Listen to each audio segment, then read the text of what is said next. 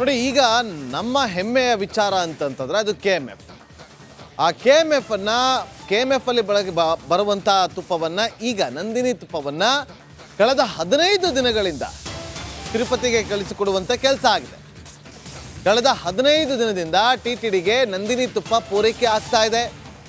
KMF brand ವಿಚಾರದಲ್ಲಿ ನಮಗೆ ಹೆಮ್ಮೆ ಕೂಡ ಇದೆ. ತುಪ್ಪದ ಟ್ಯಾಂಕರ್ಗೆ GPS ಅನ್ನು ಅಳವಡಿಸಲಾಗಿದೆ ಅಂತ ಹೇಳಿ ಹೊಸಪೇಟೆಯಲ್ಲಿ KMF ಅಧ್ಯಕ್ಷ ಭೀಮಾ ನಾಯಕ್ ಹೇಳಿಕೆಯನ್ನು ಕೊಟ್ಟಿದ್ದಾರೆ. ಕೇಳಿ.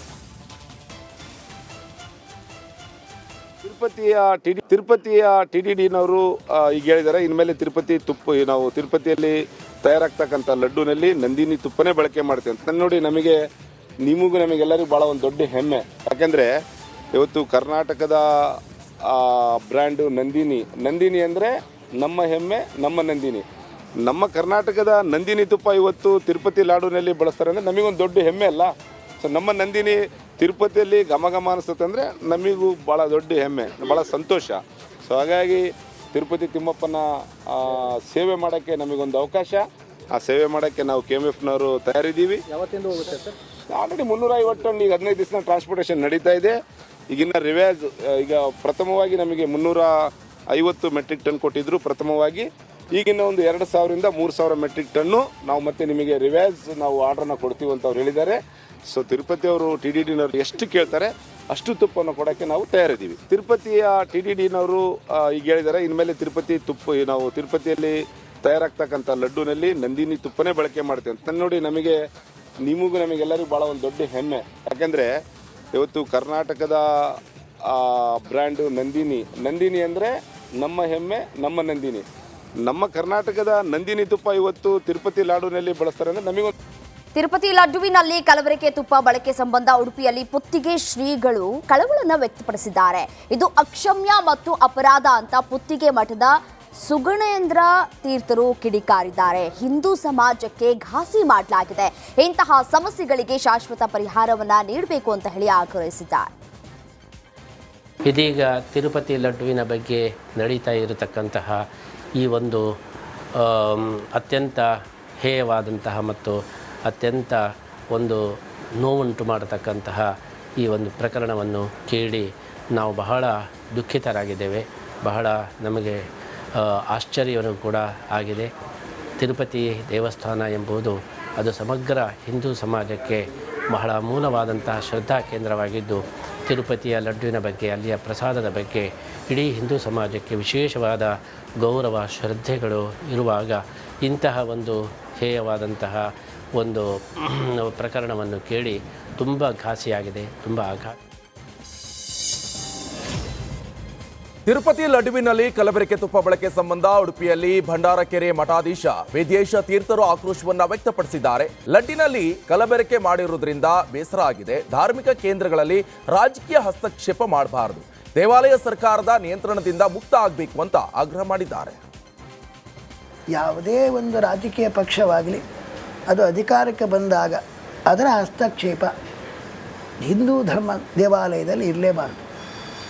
ಅದನ್ನು ಅಲ್ಲಿ ಹೇಗೆ ವ್ಯವಸ್ಥೆ ಆ ಪ್ರಸಾದ ವಿಷಯದಲ್ಲಿ ಆಗಲಿ ಬೇರೆ ವಿಷಯದಲ್ಲಿ ಆಗಲಿ ಯಾವ ರಾಜಕೀಯ ಪಕ್ಷದ ಹಸ್ತಕ್ಷೇಪವೂ ಇರಬಾರ್ದು. ಯಾವುದೇ ಒಂದು ರಾಜಕೀಯ ಪಕ್ಷವಾಗಲಿ ಅದು ಅಧಿಕಾರಕ್ಕೆ ಬಂದಾಗ ಅದರ ಹಸ್ತಕ್ಷೇಪ ಹಿಂದೂ ಧರ್ಮ ದೇವಾಲಯದಲ್ಲಿ ಇರಲೇಬಾರದು. ಅದನ್ನು ಅಲ್ಲಿ ಹೇಗೆ ವ್ಯವಸ್ಥೆ ಆ ಪ್ರಸಾದ ವಿಷಯದಲ್ಲಿ. ತಿರುಪತಿ ಲಡ್ಡು ಕಲಬೆರಕೆ ಪ್ರಕರಣ ಬಳಿಕ ರಾಜ್ಯ ಸರ್ಕಾರ ಎಚ್ಚೆತ್ತುಕೊಂಡಿದೆ. ಈ ಬಗ್ಗೆ ಬೆಂಗಳೂರಲ್ಲಿ ಆರೋಗ್ಯ ಸಚಿವ ದಿನೇಶ್ ಗುಂಡೂರಾವ್ ಪ್ರತಿಕ್ರಿಯೆ ಕೊಟ್ಟಿದ್ದಾರೆ. ರಾಜ್ಯದ ದೇಗುಲಗಳಿಗೆ ಬಳಸೋ ತುಪ್ಪ ಪರಿಶೀಲಿಸುವಂತೆ ಆಹಾರ ಸುರಕ್ಷತಾ ಆಯುಕ್ತರಿಗೆ ಸೂಚಿಸಿದ್ದೇನೆ. ದೇವಸ್ಥಾನಗಳಲ್ಲಿ ಬಳಸುವ ತುಪ್ಪ ತಪಾಸಣೆಗೆ ಸೂಚನೆ ನೀಡಲಾಗಿದೆ. ಈಗಾಗಲೇ ಸ್ಯಾಂಪಲ್ ಕಲೆಕ್ಟ್ ಮಾಡುವ ಪ್ರಕ್ರಿಯೆ ಕೂಡ ಆರಂಭ ಆಗಿದೆ ಅಂತ ನಮ್ಮ ಆಹಾರ ಸುರಕ್ಷತಾ ಅಧಿಕಾರಿಗಳಿದೆ, ಕಮಿಷನರ್ಗೆ ಹೇಳಿದ್ದೀನಿ. ಇಲ್ಲಿರುವಂಥ ಏನೇನು ಅದರಲ್ಲೂ ತುಪ್ಪ ಏನಿದೆ ಅದರ ಬಗ್ಗೆ ಎಲ್ಲ ಕಡೆ ಸ್ವಲ್ಪ ನೀವು ಅದರ ಒಂದು ತಪಾಸಣೆ ಮಾಡಿಸಿ ಅಂತ ಹೇಳಿದ್ದೀನಿ. ಅವರೆಲ್ಲ ಈಗ ಪ್ರಾರಂಭ ಮಾಡಿದ್ದಾರೆ. ಅದರಲ್ಲೇನಾದರೂ ಕೂಡ ಈ ಥರ ಏನು ಒಂದು ಕೊಬ್ಬು ಅಂಶಗಳಿದೆ ಅದು ಇದೆಯಾ ಇಲ್ವಾ ಅಂತ ಪರಿಶೀಲನೆ ಮಾಡಿ ಅಂತ ಬೇರೆ ಬೇರೆ ಕಂಪ್ನಿಗಳದು ಬೇರೆ ಬೇರೆ ಯಾರ ಸಪ್ಲೈ ಮಾಡ್ತಾರೆ ಯಾಕಂದರೆ ತಮಿಳ್ನಾಡಿಂದ ಅಂದರೆ ಬೇರೆ ಬೇರೆ ರಾಜ್ಯಗಳಿಂದ ಕೂಡ ಬರ್ತದೆ, ಇಲ್ಲೂ ಕೂಡ ಪ್ರೊಡಕ್ಷನ್ ಇದೆ. ಸೊ ಯಾವ್ಯಾವ ಸ್ಯಾಂಪಲ್ಗಳು ತೆಗೆದುಬಿಟ್ಟು ನೀವು ಅತ್ಯಾಚಾರ ಪ್ರಕರಣದಲ್ಲಿ ಜೈಲು ಪಾಲಾಗಿರುವಂತಹ ಶಾಸಕ ಮುನಿರತ್ನಗೆ ವಿಚಾರಣೆ ದಿನ ಕೈದಿ ನಂಬರ್ ಸಿಕ್ಕಿದೆ.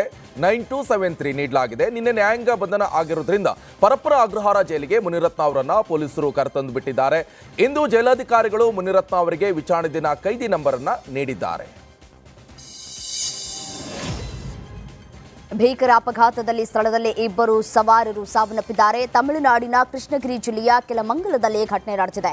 ಬೈಕ್ಗೆ ಬಸ್ ಡಿಕ್ಕಿಯಾಗಿ ಅವಘಡ ಸಂಭವಿಸಿದೆ. ರಿಪಬ್ಲಿಕ್ ಕನ್ನಡಗೆ ಡೆಡ್ಲಿ ಆಕ್ಸಿಡೆಂಟ್ನ ದೃಶ್ಯಾವಳಿ ಲಭ್ಯವಾಗಿದೆ.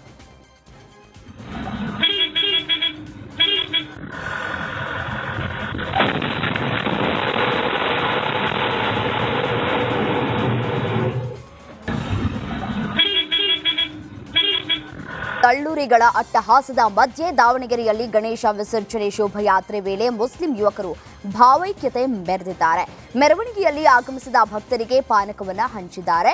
ಜಗಳೂರು ಪಟ್ಟಣದಲ್ಲಿ ನಡೆದಂತಹ ಗಣೇಶ ವಿಸರ್ಜನೆ ಮೆರವಣಿಗೆಯಲ್ಲಿ ಈ ಘಟನೆ ಜರುಗಿದೆ. ಹಿಂದೂ ಮುಸ್ಲಿಂ ಸ್ನೇಹಿತರ ಭಾವೈಕ್ಯತೆಗೆ ಜಿಲ್ಲೆಯಲ್ಲಿ ಮೆಚ್ಚುಗೆ ವ್ಯಕ್ತವಾಗಿದೆ.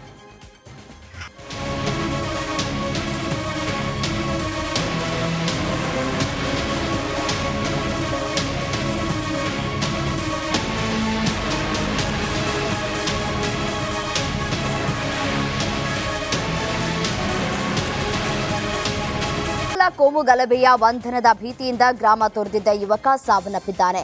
ಇಂದು ಬೆಳಗ್ಗೆ ಕಿರಣ್ ಅಂತ್ಯಕ್ರಿಯೆಯನ್ನ ನೆರವೇರಿಸಲಾಗಿದೆ. ಕಿರಣ್ ಸಾವಿನಿಂದ ಗ್ರಾಮದಲ್ಲಿ ಸೂತಕದ ಛಾಯೆ ಆವರಿಸಿದೆ. ಇನ್ನು ಜೈಲಿನಿಂದ ಬಂದು ಪುತ್ರನ ಅಂತಿಮ ವಿಧಿವಿಧಾನದಲ್ಲಿ ತಂದೆ ಕುಮಾರ್ ಪಾಲ್ಗೊಂಡಿದ್ದಾರೆ.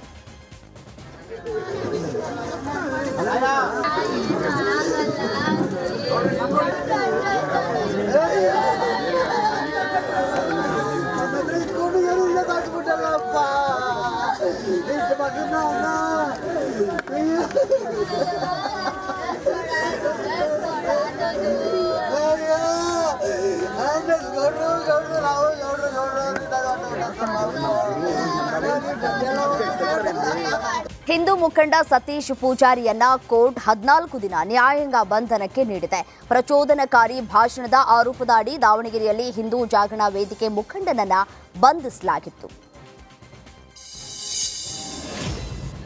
ಬಿಎಂಟಿಸಿ ಬಸ್ ಡ್ರೈವರ್ ಹಾಗೆ ಕಾರು ಚಾಲಕನ ಗಲಾಟೆ ನಡೆದ ಘಟನೆ ಬೆಂಗಳೂರಿನ ಸಿವಿ ರಾಮನ್ ನಗರದ ಬಾಗ್ಮನೆ ಪಾರ್ಕ್ ಬಳಿ ನಡೆದಿದೆ. ನಡು ರಸ್ತೆಯಲ್ಲಿ ಚಾಲಕರು ಹೊಡೆದಾಡಿಕೊಂಡಿದ್ದಾರೆ. ಇನ್ನು ಬಸ್ ಕ್ರಾಸ್ ಮಾಡುವ ವಿಚಾರಕ್ಕೆ ಕಾರು ಚಾಲಕನ ಕಿರಿಕ್ ತೆಗೆದಿದ್ದಾನೆ. ಮಾತಿಗೆ ಮಾತು ಬೆಳೆದು ಪರಸ್ಪರ ಹೊಡೆದಾಡಿಕೊಂಡಿದ್ದಾರೆ. ನಡು ರಸ್ತೆಯಲ್ಲಿ